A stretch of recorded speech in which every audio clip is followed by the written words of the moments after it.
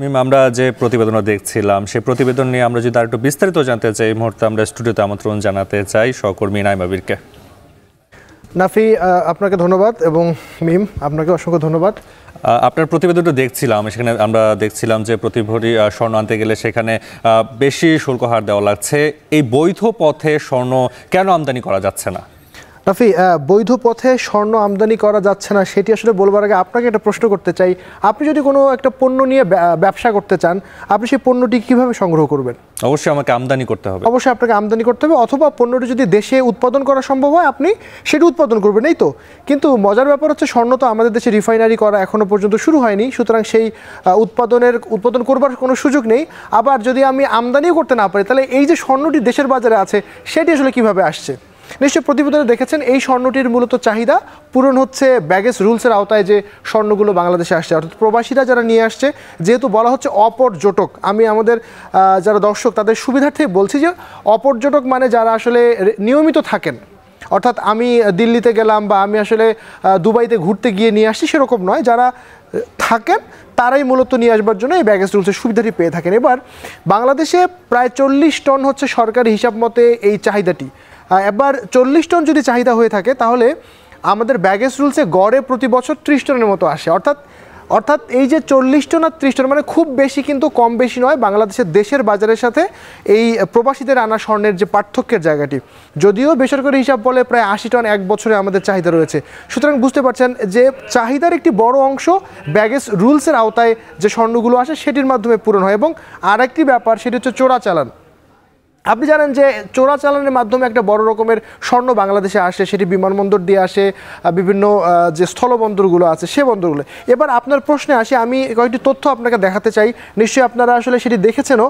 প্রথমে যদি বলি যে 4000 টাকা ট্যাক্স দিতে হয়, যেটি আপনার ব্যাগেজ রুলসের মাধ্যমে নিয়ে আসতে হয়, আর আমদানিতে দিতে হয় 13,000 টাকা। তার মানে আপনি বুঝতে পারছেন প্রায় অর্ধেকের বেশি আমদানিতে আপনাকে ট্যাক্স এবং ভ্যাট দিতে হচ্ছে। সুতরাং স্বাভাবিকভাবে আমদানি করা সম্ভব হচ্ছে না বা আমদানি করতে চাচ্ছে না।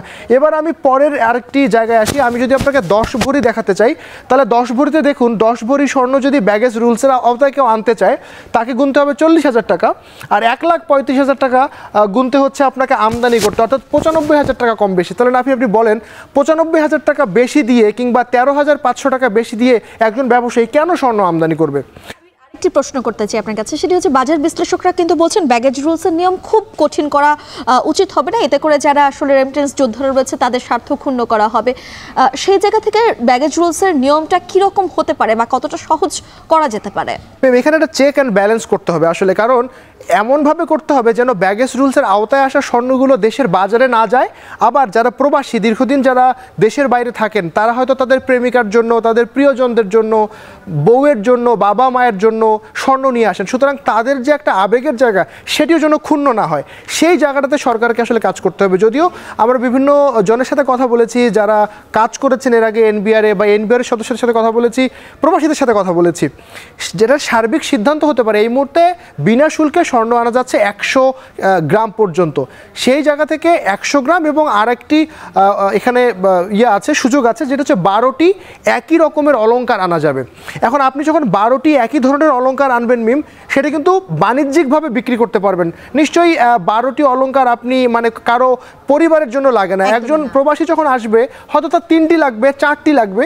সেই জায়গায় যারা বাজার বিশ্লেষক আছে তারা বলছে যে 12টির জায়গায় যদি 6টি আনা যায় এই সুযোগটি দেওয়া যায়, এবং 100 গ্রামের জায়গায় যদি 75 গ্রাম করা যায়, তাহলে আসলে বাজারের যে একটা মানে এই স্বর্ণগুলো বাজারে ঢুকবে না। ঠিক তেমনিভাবে যারা প্রবাসী আছেন দীর্ঘদিন ধরে যারা থাকেন দেশের বাইরে, তারা এই সুবিধাটা পাবেন, যাতে ওয়েজ আর্নার্সদের আসলে স্বার্থ ক্ষুণ্ণ হবে না। আমির, আপনাকে ধন্যবাদ আমাদের সঙ্গে যুক্ত হওয়ার জন্য। অসংখ্য ধন্যবাদ আপনাদের দুজন। ধন্যবাদ জানাই।